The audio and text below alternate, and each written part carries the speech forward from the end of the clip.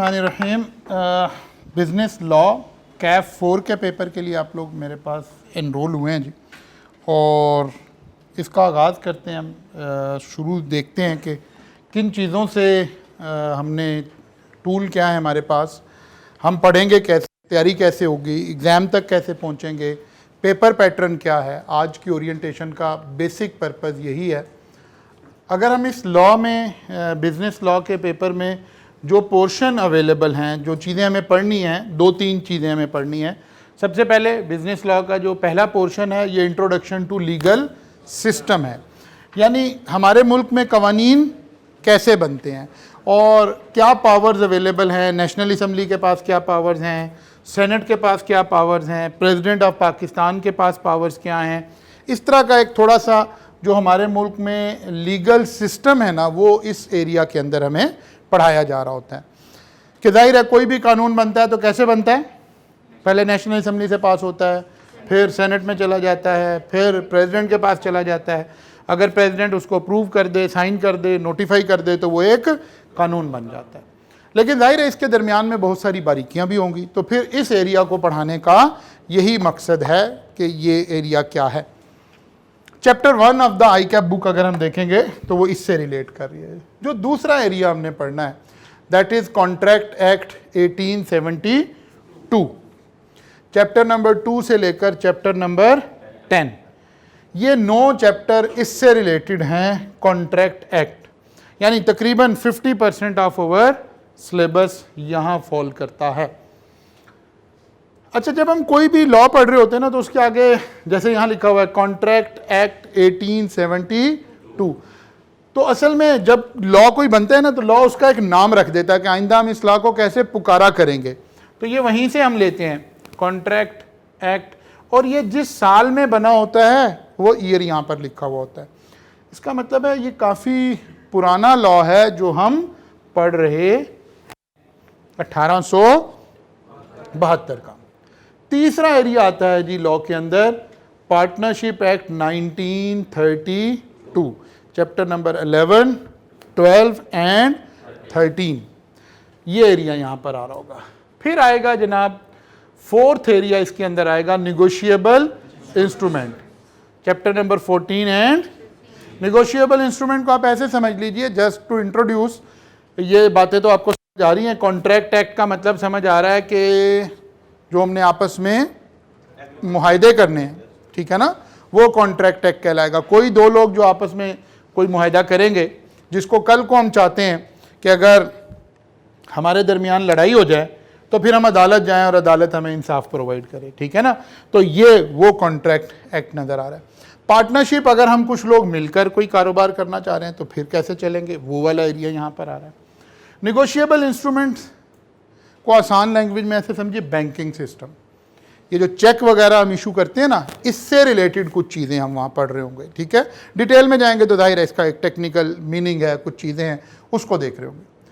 और सबसे आखिर में 5वां पोर्शन जो हमारे पास होगा that is anti money laundering, data protection, arbitrage, इस तरह के जो नए लॉज हैं, नए दौर की जो रिक्वायरमेंट है। क्योंकि आपको पता है कि चार्टर्ड अकाउंटेंट्स के बगैर मनी लॉन्ड्रिंग भी नहीं हो सकती, ठीक है ना, और बहुत सारे काम नहीं हो सकते, तो ये वाला काम भी नहीं हो सकता। इसलिए फिर हमें बताया जा रहा है कि यार ये होती क्या है, कैसे हमने बचना है। आज के दौर में ये बड़ा सेंसिटिव मसला बना हुआ है, मनी लॉन्ड्रिंग और फलां चीज़ें। तो वो FATF और ये इस तरह की जितनी बातें आप सुनते हैं ना खबरों में कि जी वो रिक्वायरमेंट आ गई, वो रिक्वायरमेंट आ गई, तो वो अब सिलेबस में भी हमें पढ़ाई जा रही होती हैं। ऐसे थोड़ा सा डाइवर्सिफाइड किस्म का सिलेबस है, ठीक है ना, जिसमें हम 5 डिफरेंट एरियाज को पढ़ रहे हैं। एक बिल्कुल बेसिक स्ट्रक्चर ऑफ लॉ से शुरू हो रहा है ये। फिर 3 बड़ी अहम चीज़ें जो ज़िंदगी में हमें ज़रूरत पड़ती है, कॉन्ट्रैक्ट एक्ट की, पार्टनरशिप की और निगोशिएबल इंस्ट्रूमेंट की। और चौथी चीज़ बिल्कुल न्यूली एंटर हुई है, प्रीवियसली हमारे सिलेबस का हिस्सा नहीं हुआ करती थी। ये जो नई स्कीम आई है, जब से ग्रुप A B में गए हैं, जब ये ऐड हुआ है, वरना इससे पहले ये एरिया हम नहीं पढ़ रहे होते थे। इसका मतलब है 5 डिफरेंट फ्लेवर की चीज़ें अवेलेबल होंगी, ठीक है ना। जो लॉ का बूफे लगना जा रहा है उसके अंदर 5 डिशेस अवेलेबल होंगी जिसमें से हमने कुछ कुछ हिस्सा लेकर इसको पेपर को इंशाल्लाह पास करना है। अच्छा जी, खैर पेपर का पैटर्न कैसा है जी? जो पेपर हम पढ़ने के लिए आए हैं इसका पैटर्न कैसे है? इसका पैटर्न 2 चीज़ों से मिलकर बना हुआ है, एक एमसीक्यूज थ्योरी और केस स्टडी। एमसीक्यूज जो हैं ये हमारे सिलेबस में, हमारे पेपर में 15% आएंगे, यानी 100 नंबर का पेपर आएगा तो 15 नंबर के एमसीक्यूज होंगे। प्रीवियसली आप एएफसी वगैरह कर आए या पीआरसी तो की स्ट्रीम से तो जाहिर है आप नहीं है, वहाँ आपका 100% पेपर किस बेस पर था? एमसीक्यूज बेस पर था। और आप पेपर कहाँ दे रहे थे? कंप्यूटर पर दे रहे थे। अब आप पेपर कंप्यूटर पर नहीं दे रहे हैं, ठीक है ना? अब आपको शीट मिली, आप शीट पर पेपर लिख कर सॉल्व कर रहे हैं, लेकिन इसमें भी 15 नंबर के एमसीक्यूज हैं जो कि अब हमने जाहिर है लिख कर option A, option B, option C के स्टाइल में इनको अटेम्प्ट करना है। अच्छा जी, दूसरा थ्योरेटिकल एरिया 35%, पेपर का 35% मार्क्स थ्योरी हम उसको बोल रहे हैं जहां हमने लॉ को याद किया है और एज इट इज स्ट्रेट बात आपसे पूछी गई है। मतलब हमने कॉन्ट्रैक्ट पढ़ना शुरू किया तो अभी हम पढ़ेंगे, एक आध दिन तक ही यहाँ पहुँच जाएंगे कि what are the essentials of a valid contract. तो हमने पढ़ा जी ये होना चाहिए, ये होना चाहिए, स्ट्रेट यही सवाल आया, what are the essentials of a valid contract. इसको हम कहते हैं थ्योरेटिकल। फिर हम एक लफ्ज़ बोल रहे हैं केस स्टडीज। केस स्टडी का मतलब क्या है? ये नहीं पूछा what are the essentials of a valid contract, बल्कि बताया कि मिस्टर असलम ने मिस्टर कामरान के साथ एक कॉन्ट्रैक्ट किया है, ये किया है, ये किया है, ये किया है, ये किया है, बताइए कॉन्ट्रैक्ट ठीक है कि नहीं है। अब आप अप्लाई कर रहे हैं अपने नॉलेज को कि यार इसने ये काम करना था, किया है कि नहीं किया। दिमाग में वही चल रहा होगा, बैकएंड पे वही एसेंशियल्स ऑफ वैलिड कॉन्ट्रैक्ट चल रहे होंगे, लेकिन अब लिखने नहीं थे बल्कि अप्लाई करने थे, एप्लीकेशन ऑफ नॉलेज। तो 50% ऑफ द सिलेबस, इसको हम केस स्टडीज बोलते हैं। 50% इस तरह के सवाल आएंगे, यानी एमसीक्यूज और वो मिलकर 50% बन जाएगा और केस स्टडीज 50% के होंगे। अच्छा, इन 2 बातों से लाइक ये वाली इतना लंबा स्ट्रीम देखकर हमारे जहन में कहीं ये बात आती है कि अच्छा यार ये तो कोई तकड़ा पेपर आ गया, ठीक है ना, चौकस हो जाना चाहिए यार, ये तो बड़ा नहीं, ये बड़ा आसान पेपर है। इसका ये मतलब नहीं है कि आप सोचें जी अच्छा जी अब हमने पढ़ना ही नहीं है जी फिलहाल, नहीं, एक बड़ा आसान, बड़ा क्वाइट मैनेजेबल पेपर है। और अभी पहली अटेम्प्ट हुई है इस स्ट्रीम के बाद, तो हमारे बच्चों का एक क्रैश बैच कंडक्ट किया हमने उसको स्टार्ट किया 40 डेज बिफोर एग्ज़ाम, ठीक है, और 35 लेक्चर में ये सारी चीज़ें 100% पढ़ी नॉर्मल टाइम के अंदर। एक है ना क्रैश बैच का मतलब होता है 4-4 घंटे की क्लास, नहीं, कोई 1.5 घंटे की क्लास।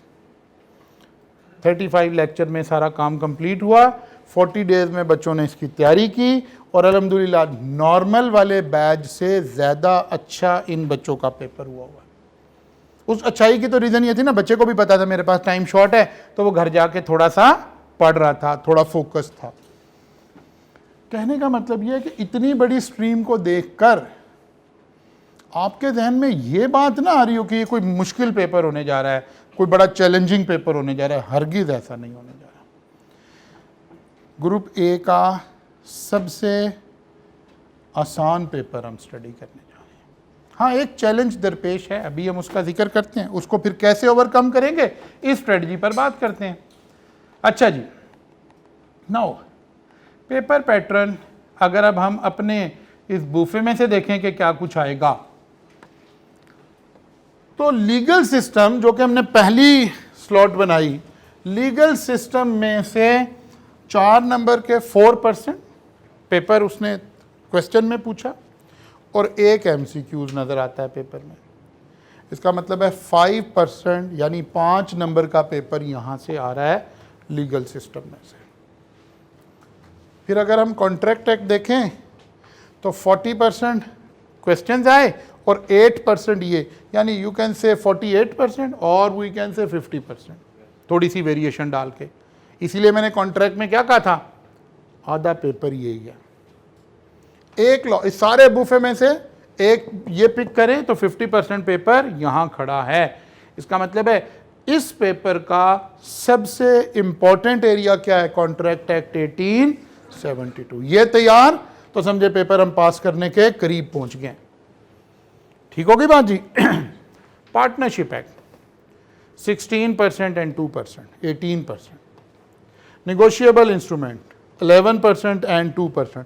थोड़ी थोड़ी वेरिएशन आया करेंगी तो हमें अंदाज़ा हो रहा है कि यार ये 50% है, ये रफली 20% है, ये रफली 10% 12% है, और ये एरिया फिर क्योंकि ये नए लॉज हैं तो इसका हालांकि एरिया थोड़ा सा है लेकिन इसका भी वेटेज उन्होंने थोड़ा सा बढ़ाया हुआ है, बिकॉज ये नए लॉज हैं, इन्हें हम पढ़ना चाह रहे हैं, इन्हें हम सीखना चाह रहे हैं। आई कैप चाहता है कि मेरे मेंबर को ये बातें मालूम हो, पता हो। तो बहुत सारी ज़िंदगी से रिलेटेड बहुत सारी अच्छी अच्छी बातें आपको यहाँ से पता चलेंगी इंशाल्लाह। तो ओवरऑल हमें पता चला जी कहाँ से पेपर आता है, कौन सा एरिया इंपॉर्टेंट है, कहाँ से हमने चलना है। तो यहीं से स्ट्रेटजी अगर आप गौर करें तो नज़र आ रही है ना, करना चाहिए हमें सबसे पहले क्या करना चाहिए? कॉन्ट्रैक्ट एक्ट से शुरू करना चाहिए। तो सेल्फ एक्सप्लेनेटरी हो रही है बात कि अच्छा जी हमें सबसे पहले कॉन्ट्रैक्ट पढ़ना चाहिए, पार्टनरशिप पढ़नी चाहिए, निगोशिएबल पढ़ना चाहिए, समझो पेपर तो पास हो गया।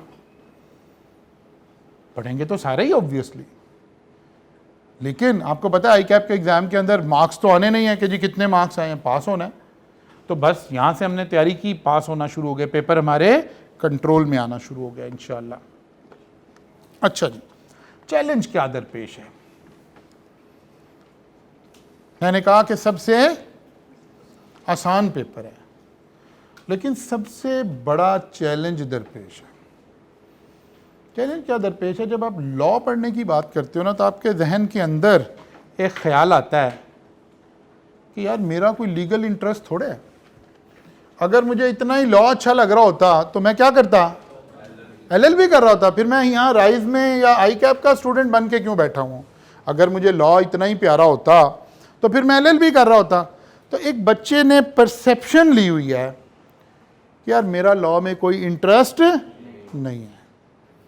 हालांकि अल्लाह ने चाहा तो आज के लेक्चर के बाद ही आपके अंदर लॉ का इंटरेस्ट क्रिएट हो जाएगा। ठीक है ना? तो पहला सबसे बड़ा हमारा बिहेवियर, ह्यूमन बिहेवियर, इसके अंदर प्रॉब्लम है कि हम ये समय ओन नहीं करते इसको। अच्छा, अकाउंटिंग का पेपर हम सब शौकत हो जाते हैं। लफ्ज़ अकाउंटिंग सुनते ही हमें अपनाइयत का एहसास होता है कि हम अकाउंटेंट बनने आए हैं, institute of chartered accountant of Pakistan, तो अपनाइयत सी फील। ऑडिट का पेपर अपनाइयत फील होती है। लेकिन लॉ, वो कहता है अच्छा, लॉ का नफर ध्यान में आते ही क्या आता है भला? एक काला सा कोट, ठीक है ना, कोई गुंडे बदमाश, और फलां की फैंटी लगा दी वकीलों ने, फलां की लगा दी, है ना? ऐसे ही है ना इम्प्रेशन। नहीं, ज़रा डिसेंट वकील को भी ध्यान में लाया करें, जस्टिस वजीउद्दीन को ध्यान में लाया करें, जो मोतियों की तरह पिरो कर गुफ्तगू कर रहे होते हैं। एतजाज़ एहसन को ध्यान में लाएं। ज़रा ग्रूम्ड और रिफाइंड लोगों को ध्यान में लाएंगे तो थोड़ा लॉ का जो इम्प्रेशन है ना वो सॉफ्ट हो जाएगा थोड़ा सा आपके जहनों में। अच्छा जी, चलिए, तो लीगल इंटरेस्ट सबसे बड़ा चैलेंज। दूसरा, लीगल लैंग्वेज दूसरा बड़ा चैलेंज, कि यार लीगल लैंग्वेज तो हमें समझ ही नहीं आती जी। तो कोई बात नहीं भाई, मेंटोर की, पढ़ाने वाले टीचर की रिस्पॉन्सिबिलिटी है कि आपका इंटरेस्ट क्रिएट करे इसके अंदर, इसके साथ अटैच करे आपको। ठीक है ना? और तीसरा और आखिरी चैलेंज, वो कहते हैं सर इसे याद कैसे करेंगे? रिटेंशन। तो ये 3 बड़े चैलेंज हैं जिससे हमें फेस करना पड़ेगा। Now what is the solution? सबसे पहली बात तो ये कि हम आपको टीचिंग लॉ की तो हमने करनी ही नहीं है ना, लॉ तो हमने आपको पढ़ाना ही नहीं है। टेक वर्ड्स, हम तो क्लास में आएंगे और आकर एक स्टोरी डिस्कस करेंगे, एक करैक्टर लेकर आएंगे, एक स्टोरी बनाएंगे, उस स्टोरी को सुनाएंगे आपको और फिर आपसे पूछेंगे कि यार आपके ख्याल में क्या करना है, आपके ख्याल में यहाँ क्या हुआ होगा। आप यकीन जाने बिल्कुल ज़ीरो टीचिंग के साथ आज ये जो बुफे हमने लगाया है ना लॉ का, इस सारे का 80% लॉ आपको ऑलरेडी आता है। लॉ एक ऐसा सब्जेक्ट है जो ह्यूमन बीइंग्स के जीन्स के अंदर मौजूद है। ये इतना पुराना सब्जेक्ट है जितनी पुरानी हिस्ट्री इंसानियत की है। मतलब अगर हम अपना मुसलमानों का मौक़िफ़ लें तो हमारा ईमान है कि हज़रत आदम अलैहिस्सलाम दुनिया में आ गए, फिर हज़रत हव्वा अलैहिस्सलाम आ गई। जैसे ही दो लोग इस दुनिया में आ गए तो लॉ की ज़रूरत पड़ गई। मेरे राइट्स क्या हैं, मेरी लाइबिलिटीज़ क्या हैं। हाँ, किसी लॉ की ज़रूरत नहीं है अगर कोई चीज़ यकता हो, वाहिद हो। इसीलिए अल्लाह के लिए किसी उसूल की ज़रूरत नहीं, क्योंकि वो वाहिद है, तन्हा है, अकेला है, यकता है। तो अगर एक इंसान होता, हज़रत आदम अलैहिस्सलाम दुनिया में आते और वही रहते, तो किसी कानून की ज़रूरत नहीं है। कानून की ज़रूरत तो पड़ती ही इंसानों की वजह से है। तो इसलिए आपके अल्लाह ने जीन्स में कानून रखे हुए हैं, और ये मैं सारा सेशन में आपको साबित करता रहूँगा। आप देखिएगा, आप 80% सवालों के जवाब हमेशा ठीक दे रहे होंगे। आपने तो लॉ आज तक ज़िंदगी में पढ़ा ही नहीं है। अच्छा जी, तो सबसे पहले हम स्टोरी टेलिंग के ज़रिए चल रहे होंगे, तो इंटरेस्ट हमारा इंशाअल्लाह ताला क्रिएट हो जाएगा। फिर हम इस लॉ को कोरिलेट कर रहे होंगे अपनी डेली लाइफ के साथ। मसलन मैं अभी आपको ऐसे ही जस्ट टू आइस ब्रेक करने के लिए एक बात करता हूँ। आप क्लास पढ़कर उठने लगे हैं, बल्कि चले गए हैं, नई क्लास आई है, एक बच्चे का मोबाइल यहीं रह गया था, उस बच्चे के पास वो मोबाइल आ गया, क्या वो उसका मालिक है? उस बच्चे को क्या करना चाहिए? मैनेजमेंट को दे देना चाहिए, उस बंदे तक पहुंचाना चाहिए। क्या ये उसकी जिम्मेदारी है कि उसके मालिक तक पहुंचाए?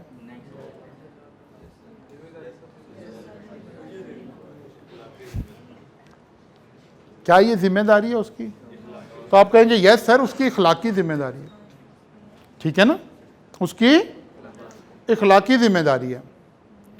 यानी आपके अंदर ये बात आ रही है कि हाँ यार, ये मोबाइल अगर मुझे ऐसे पड़ा हुआ मिल गया तो मेरा थोड़े है, मुझे थोड़े उठा लेना चाहिए, और अगर मैंने उठा लिया है तो फिर इसके मालिक तक पहुंचाना मेरी इखलाकी जिम्मेदारी है। बस पता चलेगा यार ये इखलाकी नहीं है, कानूनी जिम्मेदारी है। तो अंदर से जवाब तो वही निकला है जो ऑलरेडी आप कर रहे हो।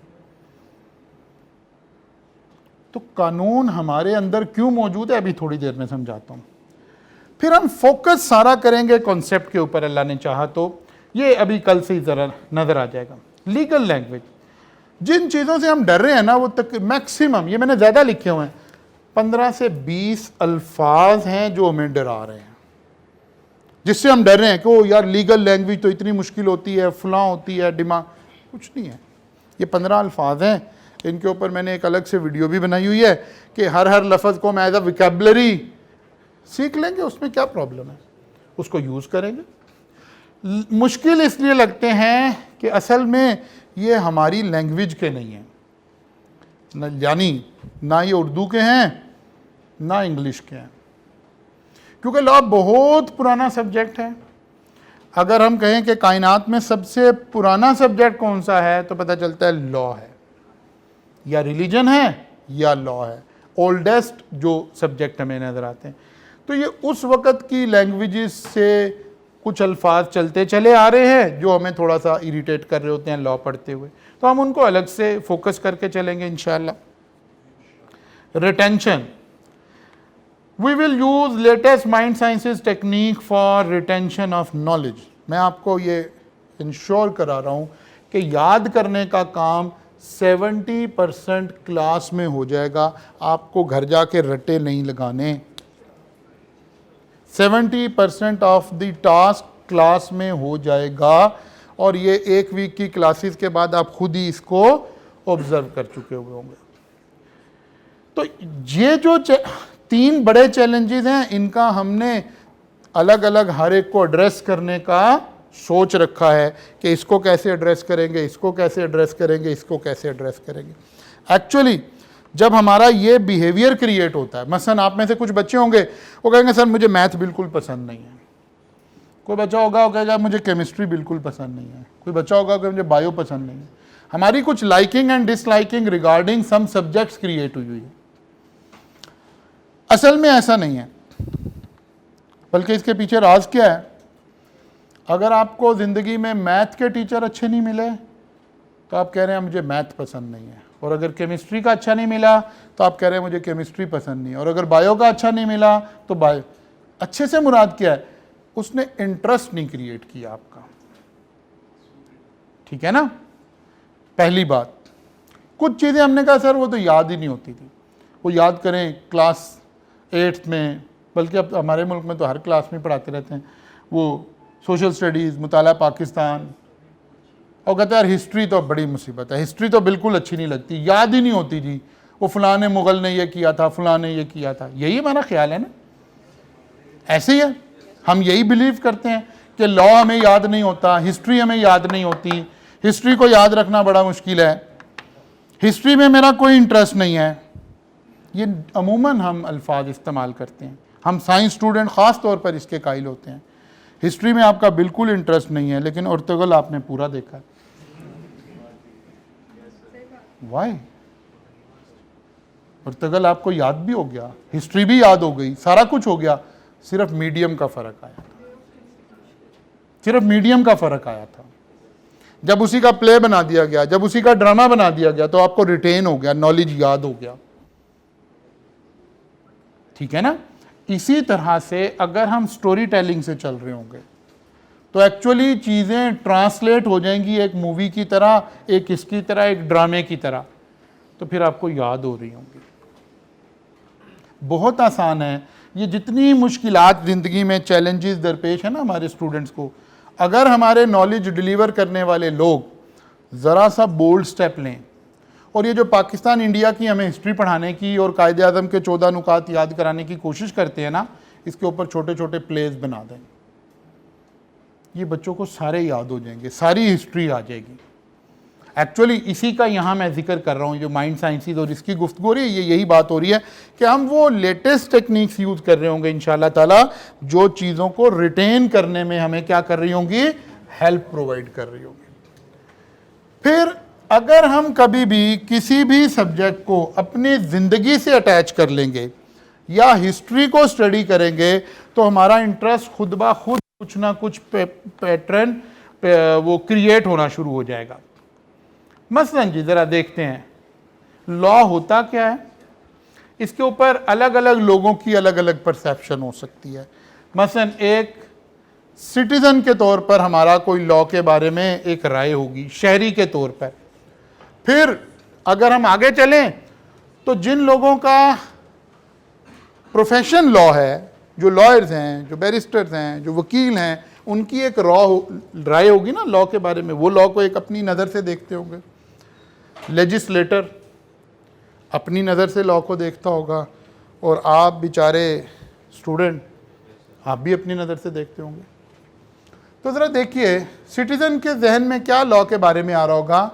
वो कह रहा होगा ये सेट ऑफ रूल्स हैं जिनको मैंने ओबे करना है भाई, मैंने सिग्नल नहीं क्रॉस करना, मैंने किसी का मर्डर नहीं करना, मैंने किसी की चीज़ें नहीं चोरी करनी, मैंने ये नहीं करना। उसको ये लगता है कि ये वो डंडा है जो सरकार ने मेरे सर पे रखा हुआ है और मैंने इसको ओबे करना। आप किसी और रीजन में जाते हैं, किसी और कंट्री में जाते हैं, तो आप जाते ही सबसे पहले पूछते हैं यार ये बेसिक लॉज क्या है।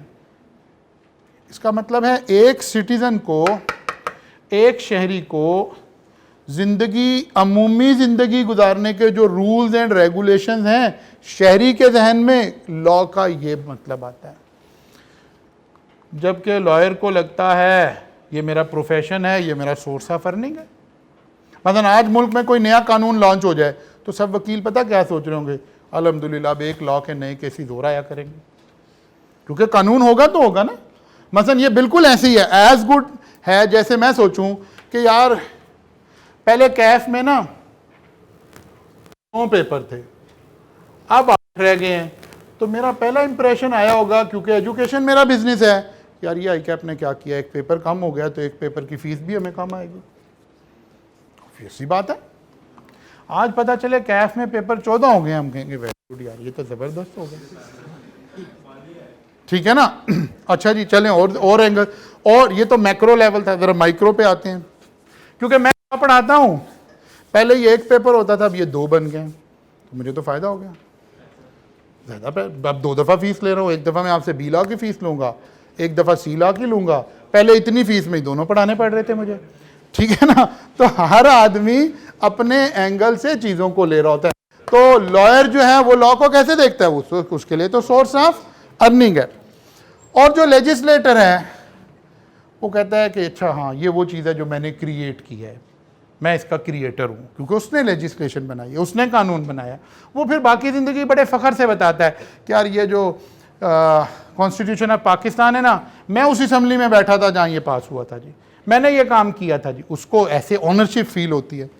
और जो स्टूडेंट है वो कहता है एक बोरिंग मुश्किल सब्जेक्ट है जो मैंने पास करना है, जिसे मैंने रटे लगाने हैं। तो ऐसे हमें अलग अलग, हर बंदे को अपने अपने साइंस से, अपने अपने स्टाइल से हम चीज़ों को देख रहे हैं। लेकिन अगर हम हकीकत में देखें और कहीं एक्सप्लोर करने की कोशिश करें कि इंसानियत का लॉ के साथ क्या ताल्लुक है, कैसे हमारा कोई रिलेशन है, तो अगर हम हिस्ट्री पढ़ना चाह रहे हों तो हिस्ट्री पढ़ने के लिए हमें जाहिर है कहीं हिस्ट्री को जब भी पढ़ते हैं तो जैसे आपने उधर फाइनेंस पढ़ा ना QM के अंदर, तो आप टाइमलाइन ड्रॉ करते हैं तो किसी एक जगह को 0 क्रिएट कर लेते हैं कि यार फिर यहाँ से आगे ईयर 1, ईयर 2, ईयर 3 या Q1, Q2, Q3। जब हम हिस्ट्री पढ़ने लगते हैं ना तो हमें हिस्ट्री में भी एक 0 चाहिए होता है, कहाँ से हम मैयर करना शुरू करेंगे। तो हिस्टोरियन ने पहला 0 क्रिएट किया, बर्थ ऑफ हज़रत ईसा अलैहिस्सलाम। जो हज़रत ईसा अलैहिस्सलाम का बर्थडे था ना, उसको हमने क्या ज्यूम कर लिया, 0। अब अगर हमने गुफ्तगू इसके बाद की करनी हो तो हम कहते हैं हज़रत ईसा अलैहिस्सलाम की बर्थ के 1 साल बाद, 2 साल बाद, 3 साल बाद, 4 साल बाद। और आज हम कहाँ खड़े हैं, 2000, क्या मतलब, हज़रत ईसा अलैहिस्सलाम की बर्थ को 2022 साल गुजर गए, यही मतलब हुआ ना। और अगर हम इससे पीछे जाना चाहें तो फिर हम कहते हैं हज़रत ईसा अलैहिस्सलाम की पैदाइश से 1 साल कबल, 2 साल कबल, 3 साल कबल, 4 साल कबल, ऐसे हम हिस्ट्री पढ़ते हैं। लेकिन हम जो मुस्लिम्स हैं, मुसलमान हैं, हमारा एक मिजाज ये है कि हम हर चीज़ में अपनी आइडेंटिटी खुद क्रिएट करने के कायल हैं। हमने अपने लिबास में अपनी आइडेंटिटी खुद क्रिएट की, हमने अपनी इबादत में अपनी आइडेंटिटी खुद क्रिएट की, हमने अपनी माशरत में, मईशियत में, हर जगह मिजाज हमारे दीन का ये है कि जब हम कहीं जाएं तो अपनी आइडेंटिटी क्रिएट करें। तो नबी करीम सल्लल्लाहु अलैहि वसल्लम के दौर में थोड़े से अरसे के बाद ही एहसास यही हुआ कि यार हम अपनी आइडेंटिटी, हिस्ट्री की आइडेंटिटी भी हम अपनी रखें। फिर हमने कहीं ना कहीं डिसाइड करना था कि अच्छा जी किसको 0 बनाएं। तो कुछ सहाबा ने, कुछ लोगों ने सोचा कि यार किसको बनाएं। उन्होंने कहा जी हम भी नबी करीम सल्लल्लाहु अलैहि वसल्लम की पैदाइश से इसको लिंक कर देते हैं। फिर दूसरा हमारे मिजाज का हिस्सा है कि हम किसी के दूसरे के पैटर्न को भी नहीं फॉलो करते। आपने देखा कि अक्सर दफ़ा हुआ कि पता चला नबी करीम सल्लल्लाहु अलैहि वसल्लम को कि इससे पहले उम्मतें इस दिन रोज़ा रखती थी, तो आपने कहा हाँ ठीक है ये बड़ा मुबारक दिन है, लेकिन हम 2 रखा करेंगे फिर टू डिफ्रेंशिएट। तुमने कहा यार नहीं, अगर उन्होंने बर्थ से रखा और हम भी बर्थ से ही रखेंगे तो फॉलो हो गया। हमने कहा नहीं, असल में उस वक्त दौर चल रहा था, हिजरत हुई, एक अहम वाकया था। उस वक्त 622 ईस्वी चल रही थी। हमने इस ईयर को, टाइमलाइन के इस ईयर को मुसलमानों ने दोबारा हिस्ट्री पे 0 कर दिया। यहाँ से हमने अपने हिजरी साल का आगाज़ किया, हिजरत के 1 साल बाद, हिजरत से 2 साल, हिजरत से 1 साल कबल, हिजरत से 2 साल कबल। तो ऐसे हम हिस्ट्री को 2 हिस्सों में बांट कर पढ़ रहे होते हैं असल में। तो ज़रा गौर करते हैं कि जो लॉ है हमारे पास, इसका कोई एविडेंस ढूंढते हैं हिस्ट्री से कि कब हमें लॉ लिखा हुआ कहीं से मिलेगा। ठीक है ना, रिटर्न शक्ल में। वैसे तो हम कह रहे हैं कि लॉ का आगाज़ तो उस दिन हो गया होगा जिस दिन हज़रत आदम अलैहिस्सलाम के बाद हज़रत हव्वा अलैहिस्सलाम आई, तो लॉ का तो आगाज़ हो गया। लेकिन जब अब मैं एज ए हिस्टोरियन अगर देखना शुरू करूं तो मैं देखता हूं यार कहीं रिटन लॉ हिस्ट्री में अवेलेबल है, तो पता चलता है कि भाई हिस्ट्री में लॉ मिलता है कहाँ से? स्टोरी ऑफ राइटिंग, यानी राइटिंग का आगाज़, एस्ट्रोनॉमी का आगाज़ और लॉ का आगाज़, ये तमाम तर, और या सिविलाइजेशन का आगाज़ कहाँ से हुआ? जब हम हिस्ट्री में इन चीज़ों को ढूंढते हैं तो हमारे जहन में शायद आता है कि इजिप्ट, क्योंकि बड़ी पुरानी तहजीब वहाँ पे हमें नज़र आ, तो पता चलता है नहीं इजिप्ट से नहीं हुआ। फिर ग्रीस हमें नज़र आती है पुरानी तहजीब, पता चलता है वहाँ से भी नहीं हुआ। रोम, वहाँ से भी नहीं हुआ। ये 3 पुरानी तहजीबें, हमारा ध्यान इधर जाएगा पहले कि शायद यहाँ से हमें कोई आसार मिलेंगे, नहीं, बल्कि हमें कहाँ से आसार मिलते हैं? ये क्या लफ्ज़ है? मेसोपोटामिया। यहाँ से हमें आगाज़ मिलता है। ये आजकल के दौर में सीरिया और इराक के जो इलाके हैं ना, इसको मेसोपोटामिया बोलते थे। इस सिविलाइजेशन से हमें ये तीनों का आगाज़ यहाँ से हुआ। राइटिंग का इंसान ने आगाज़ यहाँ से किया, एस्ट्रोनॉमी का, लॉ का, सिविलाइजेशन का। तो जब हम यहाँ की हिस्ट्री को पढ़ते हैं तो पता चलता है एक हुक्मरान थे ऊर नामो। 2000 BC का मतलब अब क्या बता, इसलिए पढ़ा रहा था आपको वो कि हज़रत ईसा अलैहिस्सलाम की पैदाइश से 2000 साल पहले का एक डॉक्यूमेंट हमें मिला, जो जिसे आज हम बिलीव करते हैं कि ये सबसे पुराना डॉक्यूमेंट है लॉ से रिलेटेड। हम कहाँ खड़े हैं? 2022 में। इसका मतलब है ये डॉक्यूमेंट 4022 साल पुराना है। ठीक है, 4022 साल पुराना है, जिसको हम हम्मुरब्बी लॉज बोलते हैं। ये मिला किस तरह? ये एक पत्थर है, एक पत्थर दरियाफ्त हुआ, ये वो उस पत्थर की शक्ल है। यहाँ इसके ऊपर एक ऐसे पत्थर के ऊपर ही ये बना हुआ है, एक मूर्ति सी बनी हुई है, और इस पत्थर के ऊपर ऐसे एक लैंग्वेज है जिसके अंदर सारा ये लॉ इस पत्थर के ऊपर लिखा हुआ है। ठीक है, इस लैंग्वेज को जब ट्रांसलेट किया गया तो पता चला यहाँ पर 282 लॉज लिखे हुए हैं, कानून लिखे हुए हैं, 282 सेक्शंस लिखे हुए हैं। और आप हैरान हो जाएंगे कि अगर मैं ये डॉक्यूमेंट आपको दूं, प्रोवाइड करूं और आप इनको पढ़ें तो आपकी हैरत गुम हो जाएगी कि आज से 4000 साल पहले भी कवानीन ऐसी शक्ल में मौजूद थे जैसी में आज हम खड़े। सेम लॉ में ही खड़ा हुआ है। इसीलिए मैं कह रहा हूं कि इसका मतलब है कहीं हमारे जीन्स में मौजूद थे। इस कानून में 4000 साल पुराने कानून में मिनिमम वेजेस का कॉन्सेप्ट लिखा हुआ है कि वर्कर को कम से कम इतनी तनख्वाह देनी है। हम आज बड़ा मॉडर्नाइज करके कह रहे होते हैं जनाब मिनिमम वेजेस का ये रूल है तो फलां है तो ढिमाक है। इस कानून के अंदर लिखा हुआ है कि अगर किसी बिल्डर ने घर बनाया और वो घर गिर गया, कोलैप्स हो गया और उसमें कोई डेथ हो गई, तो फिर बिल्डर को भी डेथ की जाएगी, उसको भी गोली मारी जाएगी या उसको भी कत्ल किया जाएगा। ये सारे कवानीन जो आज जिनकी शक्ल थोड़ी थोड़ी सी मॉडर्नाइज होकर आगे चल रही है, तो ये 282 कवानीन पढ़ें तो आप हैरान हो जाएंगे कि यार इंसानियत ने इतनी अर्ली ये कवानीन बना रखे थे। आप में से कोई पढ़ना चाहेगा इस डॉक्यूमेंट को? 282 कवानीन को पढ़ना चाहेगा? कोई है बच्चा ऐसा कि जो ऐसे ही just for the sake of fun पढ़ना चाह रहा हो कि 4000 साल पहले कौन से कवानीन थे? कौन कौन पढ़ना चाहता है? हाथ खड़ा करें जरा। नहीं आप नीचे रखें आप आज वाली पढ़ लें, बड़ी बात है। मैं यही बात कह रहा था, इंटरेस्ट क्रिएट हो गया। अब आप किताब के अलावा भी हाथ कर रहे हैं कि हम ये कानून पढ़ना चाह रहे हैं। हमने आगाज़ किया था कि लॉ में हमारा इंटरेस्ट नहीं है। नहीं, लॉ को ऐसे पिच नहीं किया गया कि हमारा इंटरेस्ट क्रिएट हो जाता। ठीक है ना, लॉ हमारे सामने इस शक्ल में आया नहीं कि हमारा इंटरेस्ट क्रिएट हो जाता, वरना लॉ पढ़ना एक बड़ा, क्योंकि ये इंसानियत की कलेक्टिव विजडम का नाम है।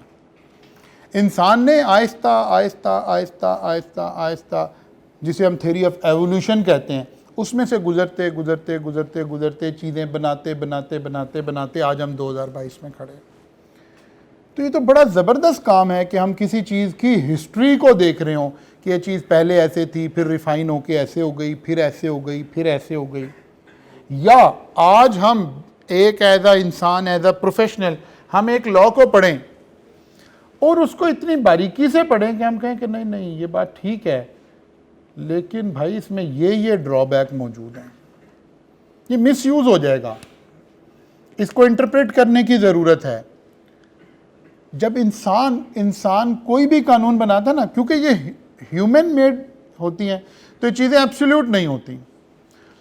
बनाने वाला बड़ी तवज्जो से अपनी तरफ से बड़ी कोशिश करता है, वो लेजिस्लेटर जिसे हम कह रहे थे, वो बड़ा फ़ख्र करता है कि मैंने ये कानून बनाया था।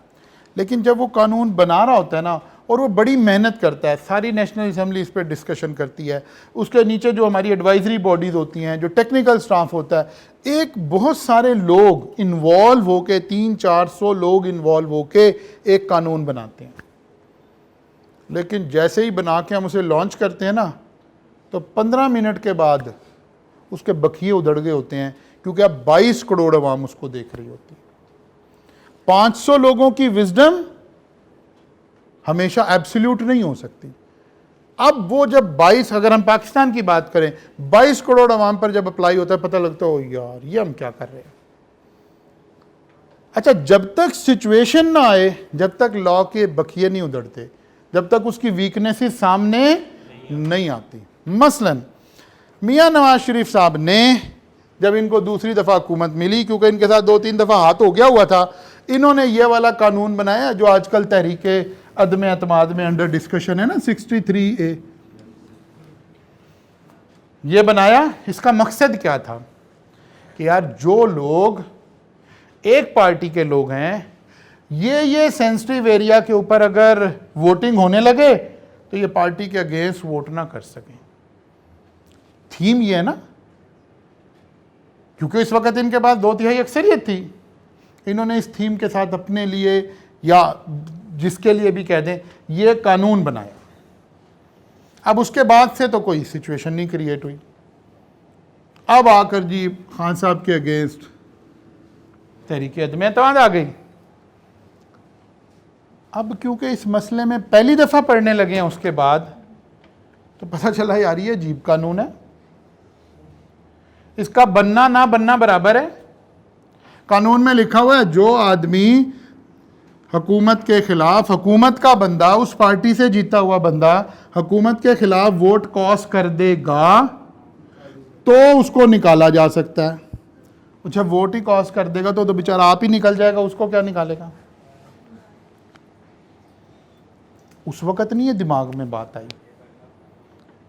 ये मैं आपको एक दलील दे रहा हूं। अभी मैंने आपको कहा था कॉन्ट्रैक्ट एक्ट 18, क्यों इतना पुराना कानून पढ़ रहे हैं भाई? बिकॉज कानून वक्त के साथ साथ साथ साथ साथ इंप्रूव होता है। अब वक्त आ गया हमारा ये लॉ इंप्रूव हो, पता चले यार ये क्यों बनाया था। फिर जब वोट ही कॉस्ट हो जाना है, जब प्राइम मिनिस्टर नहीं फारिग हो जाना है, तो बाद में वैसे बाय द वे फारिग किसको करना है? तो पता चला ये लूप होल रह गया था। उस वक्त के जो 500-600 लोग थे वो विजुअलाइज ही नहीं कर सके कि सिचुएशन ये क्रिएट होनी है रियलिटी में जाके। अच्छा, ये कोई एक एग्जांपल नहीं, हर कानून ऐसे ही होता है। फिर रिफाइन होते होते होते होते हम कहते हैं ये इंसानियत की कलेक्टिव विजडम है। इसलिए पुराने से पुराने कानून को पढ़ते रहते हैं, क्योंकि वो रिफाइन होता जाता है, रिफाइन होता जाता है, रिफाइन होता जाता है, फिर वो अपनी एक शक्ल निकालता है। फिर अगर हम कभी नया बना भी लेना तो उसको हम नया क्योंकि दोबारा पास कर रहे हैं, लेकिन चल वो वहीं से ही रहा होता है। जो चीज़ रिफाइन हो चुकी होती है उसे वहाँ से फर्दर आगे कंटिन्यू करते जाते हैं। कोई कानून बना लें आप, जब वो पब्लिक एट लार्ज पर अप्लाई होता है तो कानून समझ ही जब आता है कि हुआ क्या है। हम प्रोफेशनल्स, हमारा दावा होता है हम कानून को इंटरप्रेट कर सकते हैं, लेकिन पता चलता है हम भी अकेले कुछ नहीं कर सकते। यानी आप समझे हम 10,000 चार्टर्ड अकाउंटेंट हैं, हमें 10,000 को बिठा दिया जाए पाकिस्तान में, हम जो कानून बनाएंगे वो जब पब्लिक में आएगा उसके भी बखिए उधड़ जाएंगे, क्योंकि 10,000 लोग 22 करोड़ वाली कलेक्टिव विजडम नहीं ला सकते। तो जितना पब्लिक एट लार्ज पर चीज अप्लाई होगी उतना रिफाइन होती चली जाएगी। तो फिर ऐसे लॉज रिफाइन होना शुरू होते हैं, केसेस आते हैं, मुकदमात आते हैं, बाकी सारा कुछ होता है। ऐसे हम आहिस्ता आहिस्ता आहिस्ता आहिस्ता रिफाइन करते हुए आगे चल रहे होते हैं। तो ये पुराना हिस्ट्री, छोड़ दीजिए बेटा, पुरानी हिस्ट्री है जिसको हम लेकर चल रहे हैं, पुराने कवानीन हैं। अब ये लैंग्वेज आज एग्जिस्ट नहीं करती। हमें इस कंट्री का नाम की प्रोनाउंसिएशन करते हुए प्रॉब्लम आ रही है मेसोपोटामिया के। This is one of the barrier जो मैंने आपसे शुरू में डिस्कस किया, लेकिन ये कोई 15 से 20 अल्फाज हैं टोटल। तो हम इसे अलग से सीख लेंगे, इसे अलग से देखेंगे, तो हम यूज टू हो चुके हुए होंगे। तो जो चंद ऐसे छोटे छोटे हमें चैलेंजेस नज़र आएंगे ना, क्योंकि हम हर चैलेंज को पहले एवेल्यूएट कर रखा है हमने कि यार दीज आर द चैलेंजेस, तो what should be the solution, तो फिर उसके हमने सॉल्यूशंस निकाल रखे हैं। इसलिए अल्लाह ने चाहा तो हम इस पेपर को बड़े अच्छे तरीके से लेकर चल रहे होंगे और बड़े अच्छे तरीके से इसको वाइंड अप करेंगे, लेकर चलेंगे, और आपकी एफर्ट रिलेटिव टर्म में बहुत कम हो रही होगी। चीज़ें आपको ऑलरेडी रिफाइंड मिलेंगी, ऑलरेडी चीज़ें, चैलेंजेस इतने ज़्यादा जो हैं हम उनमें कोशिश करेंगे। वो जो लीगल इंटरेस्ट वाला चैलेंज था, तो आपको आज ही के लेक्चर से नज़र आएगा कि नहीं नहीं यार, ये बंदा लीगल इंटरेस्ट तो हमारा क्रिएट कर लेगा। रिटेंशन, ये इस वीक के एंड तक आप कायल हो चुके होंगे कि रिटेंशन आपकी जिम्मेदारी नहीं है। 20% आपकी जिम्मेदारी है, 70-80% मेरी जिम्मेदारी है आपको चीज़ें याद करवाना। एक एक लाइन हम रीड करेंगे यहाँ पर। वो जो लैंग्वेज का बैरियर है ना, वो इसलिए नहीं होगा बिकॉज हम मल्टीमीडिया पे पढ़ रहे होंगे। हम ऐसे नहीं लॉ पढ़ाते कि हम आगे हैं, हमने स्लाइड पर चंद बातें लिख रखी हैं और बस हम एक्सप्लेन कर रहे हैं उर्दू में। जब आप घर जाके अंग्रेज़ी पढ़ते हैं तो याद नहीं होती, समझ नहीं आती। नहीं, जो कुछ आपने याद करना है सब डिस्प्ले पे लाया जाएगा। फिर हम एक एक वर्ड को अंडरलाइन कर रहे होंगे, एक्सप्लेन कर रहे होंगे। फिर रोज़, क्योंकि मल्टीमीडिया यूज़ हो रहा होगा, रोज़ पिछले वाले को फिर रिपीट करेंगे, फिर रिपीट करेंगे, फिर रिपीट करेंगे। तो चीज़ें जैसे गाना सुन सुन के याद हो जाता है, मूवी एक दफ़ा देखने से याद हो जाती है, इंटरेस्ट क्रिएट हो जाता है। तो हम इन सारी टेक्निक्स का अल्लाह ने चाहा तो इस्तेमाल भी कर रहे होंगे, इन सारी चीज़ों को लेकर चल रहे होंगे।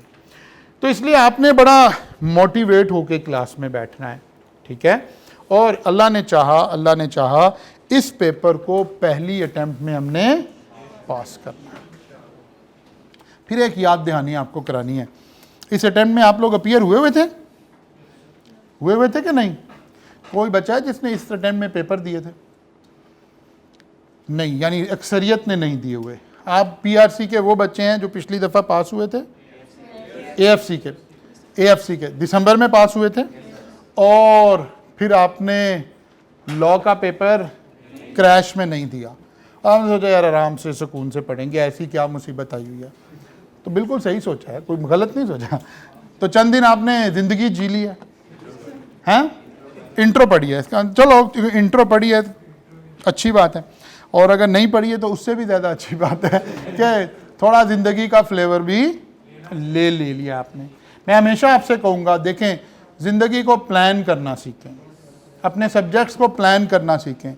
आपने मुझे बहुत बहुत बहुत मैक्सिमम की बात कर रहा हूँ, उसकी ज़रूरत नहीं है, लेकिन मैं इसलिए लिख रहा हूँ कि बाद बच्चे कहते नहीं सर आप तो ऐसे ही कह रहे हैं। वैसे एक्चुअली 1.5 आवर्स, 1.5 घंटा पर डे आपने मेरे सब्जेक्ट को देना है। अगर आप फेल हो गए तो मैं जिम्मेदार हूँ, अगर आप फिर भी फेल हो जाएं तो मैं जिम्मेदार हूँ। नहीं, फीस वापस नहीं, मैं हर तरह से जिम्मेदार हूँ। फीस वापस तो मैं आपको क्लास के आखिरी दिन भी एक ऑप्शन दे रहा होता हूँ। मेरे अक्सर क्लास के आखिरी दिन का डायलॉग होता है कि अगर आप में से किसी बच्चे को ये फील हुआ, आपने पूरा सेशन गुजार लिया मेरे साथ और आपको ये फील हुआ कि नहीं यार, हमने सर को एक फ़ीस जमा कराई थी और यार हक नहीं अदा हुआ, मज़ा नहीं आया, तो आज ही फ़ीस रिफ़ंड लेकर वापस जाएं। ठीक है ना? तो ये अल्लाह का शुक्र है, फ़ीस वापस वाली बात नहीं है। ज़िम्मेदारी का मतलब है मैं ज़िम्मेदार हूँ। ठीक है? फ़ी वापस तो हम आखिरी क्लास में भी आपको कह के भेज रहे होते हैं कि अगर आपको पढ़ के मज़ा नहीं आया तो आप अपने पैसे वापस ले जाएं, इस पैसे का कोई फ़ायदा नहीं है। लेकिन याद रखें, ज़िंदगी प्लान कर लें, अदरवाइज आप मुश्किल में पड़े रहेंगे, ना जी रहे होंगे और ना मर रहे होंगे। सिर्फ हम अपने आप को एक पैटर्न पर नहीं लाते जिसकी वजह से हम लोगों को ये कह रहे होते हैं इस कमरे से बाहर मुश्किल है। आपको पता है ऐसे थोड़े पेपर पास हो जाता है, आई क्या तो पास ही नहीं कर रहा होता। मैं कह रहा हूँ आप सब मुझे डॉक्यूमेंट्री प्रूफ दे दें कि आपने सेशन 1.5 घंटा घर पढ़ के गुजारा है। पिछली क्लास में जो लास्ट, अभी तो रिजल्ट आना है ना, जो इससे पिछला था 91 कह देते हैं, 90 पॉइंट समथिंग पास रेट था बी लॉ का हमारे बैचेस का। एंड इट कैन बी 100% अगर आप एफर्ट लगाए और सिर्फ 1.5 घंटा, मैं कहता हूँ 1.5 भी नहीं, 1 घंटा रोजाना पढ़ लें, 1 घंटा। अगर कोई बच्चा फेल हो जाए तो मैं जिम्मेदार हूँ। फिर आप कहते हैं आई कैप नहीं पास करता। प्रॉब्लम कहाँ है? बच्चा कहता है हाँ हाँ ठीक कह रहे हैं सर, सही है, करूँगा, ऐसे ही करूँगा, ऐसे ही करूँगा। प्रॉब्लम यहाँ पूरा सेशन गुजर जाता है और आप रूटीन पर नहीं आते। और ये सिर्फ एक लॉ की बात नहीं हो रही है, आप किसी सब्जेक्ट में कंसिस्टेंसी मेंटेन करेंगे वो कभी फेल नहीं हो सकता।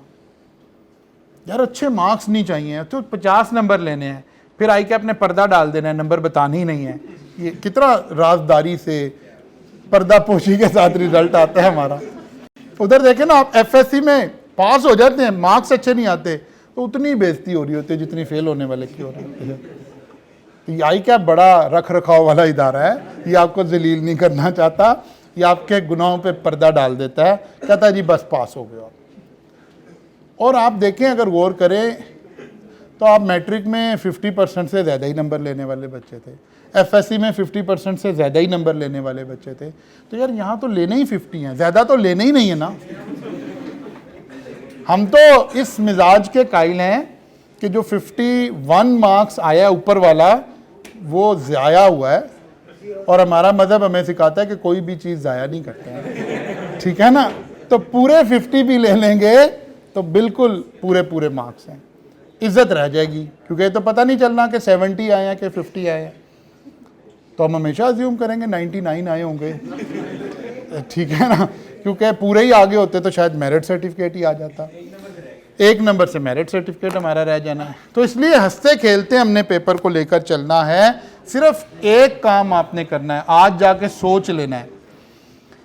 रूटीन बनाने के लिए सबसे ज़रूरी है, शायद आपने कैफ 3 भी इस दफ़ा रखा है किसी बच्चों ने, या अभी कॉस पढ़ रहे हैं या नहीं पढ़ रहे हैं। चलें, जो बच्चे कॉस पढ़ रहे हैं वो तो शायद इसे एज अ सब्जेक्ट भी सीखेंगे कि अगर हम किसी भी टारगेट को ज़िंदगी में अचीव करना चाहते हैं तो उसका वाहिद सोल्यूशन क्या है कि उस टारगेट को ब्रेक डाउन करके फिक्स कर लें।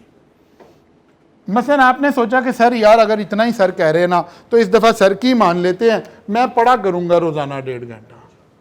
अब में से कुछ बच्चों ने खुदा ना खास्ता ऐसे सोचा है ना, हैं? लेकिन अभी हमारी साइंसेज ये कह रही है, एज अ सब्जेक्ट भी आप पढ़ रहे होंगे, ये टारगेट कभी नहीं अचीव हो सकता जो भी आपने सोचा है कि हाँ मैं पढ़ा करूँगा, अभी भी नहीं अचीव हुआ। अभी भी नहीं। ये एज अ सब्जेक्ट आप सीखेंगे कि you must have to fix your time. जी वो कौन सा घंटा होगा? आपने कहा यार मैं 6 से 7:30 बजे पढ़ा करूँगा। अब चांसेस क्रिएट हुए हैं कि ये टारगेट अचीव होगा। अगर आपने खुद को कटी पतंग की तरह सोचा कि हाँ मैं घंटा पढ़ूंगा, तो फिर उसी तरह ही होगा। फजर में सोचेंगे जोर के बाद पढ़ूंगा, जोर में सोचेंगे असर के बाद पढ़ूंगा, फिर सोचेंगे कल से पढ़ूंगा। इसलिए आपको फिक्स करना है, अपना टाइम फिक्स कर लें कि यार मैं कहता हूँ आप 1.5 घंटा भी छोड़ दें, 1 घंटा कर लें, नहीं आधा नहीं, 1 घंटा कर लें। 1 घंटा कर लें, लेकिन आज डिसाइड कर लें कि यार हम किस टाइम ये 1 घंटा पढ़ेंगे। अल्लाह ने चाहा ये पेपर आपका पहली अटेम्प्ट में पास हो जाएगा। ये सारी गुफ्तगू जाहिर है ऑनलाइन वालों से भी इसी तरह ही है कि वो भी लेक्चर लेने का टाइम तय कर लें। ऑनलाइन वाले बच्चों से मैं ज़रा थोड़ी सी बात कर लूँ कि आपने लेक्चर किस वक्त लेना है, इसको फिक्स कर लें। अपने मोबाइल में अलार्म लगा लें, बिल्कुल ऐसे जैसे ये बच्चे जो फिजिकल में बैठे हैं, इनके पास ऑप्शन नहीं थी ना, इस वक्त इनकी क्लास थी, ये किसी ना किसी तरह पहुंचे हैं यहाँ पर, किसी ना किसी तरह इन्होंने क्लास ली है। बिल्कुल ऐसे ही सारे काम छोड़कर आपने अपनी क्लास लेनी है। अदरवाइज आप यही सोचते रहेंगे मैं वीकेंड पे लेक्चर ले लूँगा, मैं फलां पे ले लूँगा, और एंड में आप ये कह रहे होंगे कि नहीं नहीं यार फिजिकल क्लासेस ज़्यादा अच्छी होती हैं। हालांकि ऑनलाइन क्लासेस फिजिकल क्लासेस से फॉर बेटर हैं। ये अनफॉर्चुनेटली बच्चे फिजिकल वाले बैठे हैं जिनके सामने मैं बोल रहा हूँ, बिकॉज जो फ्लेक्सिबिलिटी, जो रिपीट करने की ऑप्शन आप ऑनलाइन को अवेलेबल है वो इनको अवेलेबल नहीं है। ये कल आके नहीं कह सकते कल का सारा लेक्चर सर आज आप दोबारा सुना दें, सर हमने क्योंकि पहले सुना हुआ है आज 2x में सुना दें, आज 1.5x में सुना दें। ये तो नहीं है फरमाइश कर सकते, लेकिन आप कर सकते हैं, वहाँ मेरा LMS ये सब काम कर रहा होगा। इसलिए आप एक फ्लेक्सिबिलिटी को मिसयूज़ कर रहे हैं जिसकी वजह से आपको ऑनलाइन क्लासेस में प्रॉब्लम आती है। आप इसके भी रूटीन बनाएंगे, फिर आप इसको लेकर चलेंगे तो इंशाअल्लाह ताला आप भी पहली अटेम्प्ट में पास हो रहे होंगे। तो आप सब भी जी रूटीन बनाएं सबसे ज़्यादा। कल से इंशाअल्लाह ताला हम आगाज़ करेंगे जी और इसको लेकर आगे चलेंगे। कल मुलाकात होगी इंशाअल्लाह।